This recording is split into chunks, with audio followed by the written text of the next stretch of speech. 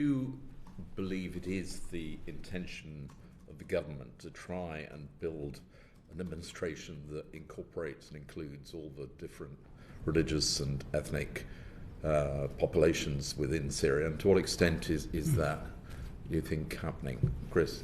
Yeah, perhaps I could have a go at that. Declaration of my interest. I have in-laws in Syria, so I follow it day and night. I think there is a really serious issue about inclusivity.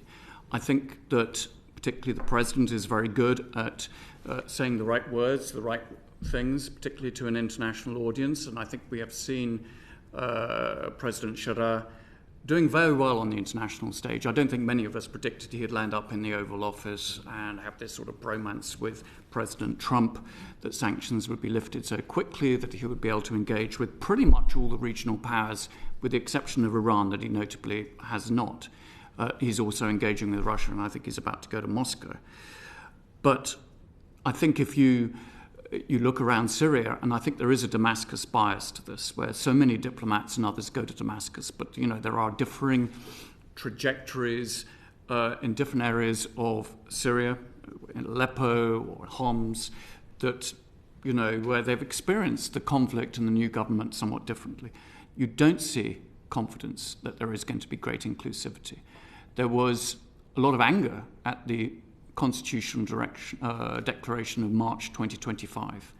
It didn't point to an inclusivity. It pointed to a president who actually constitutionally, even as an interim president, given himself more powers arguably than Bashar al-Assad constitutionally.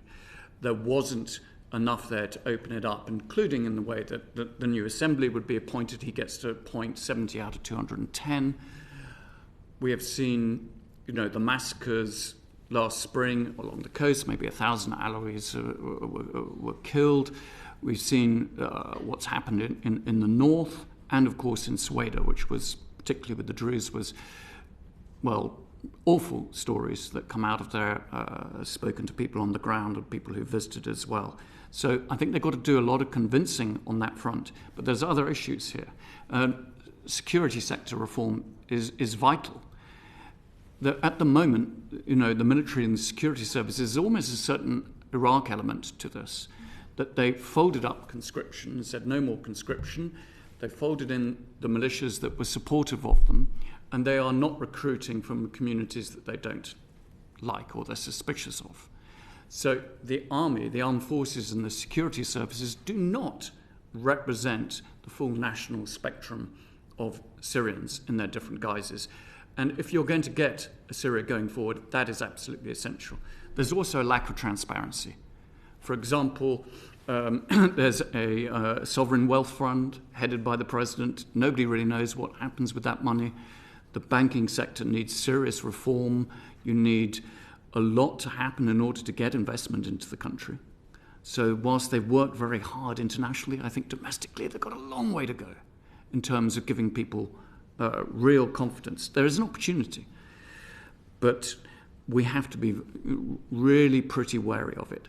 And, they do have a background, of course, Islamist background, some jihadist background. There's still jihadists in the center of government. And instinctively, they don't trust people outside of their clique, because that's how they operated. You knew that there would be other parties who would be trying to infiltrate them. So even when they do want to be inclusive, even when they do want to act, their natural instinct is not to. And that, I think, is really problematic. We see quite a lot of demand among Syrians for a more decentralized approach. And I'm not talking about federalism here, which is what many, for example, Kurds would like, but one that at least allows, in Homs, in Aleppo, more control in those cities over their own affairs. And it's a very centralized, quite authoritarian government. And a lot of the authority is invested in one man. If the president goes, there is no nominated successor. I think his security situation is still pretty precarious. This is not a situation of great stability. As I say, you can go into the middle of Damascus and it all looks quite pleasant and shishi cafes and restaurants. Go further out, you get a very differing look at things, including in the northeast. Not surprised at many of the things that have happened up there.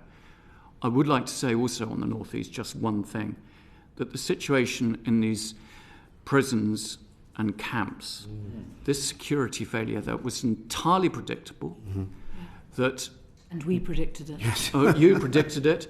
I think we all predicted it. And the failure of countries to realise it, the idea that you hand over responsibility to keep, ISIS detainees with a non-state actor who doesn't have the resources, that we weren't prepared to take some of these detainees back to our home countries and, burden share, is quite, astonishing. And now we have people who escape. We don't know who, how many, what will happen to them in going to Iraq.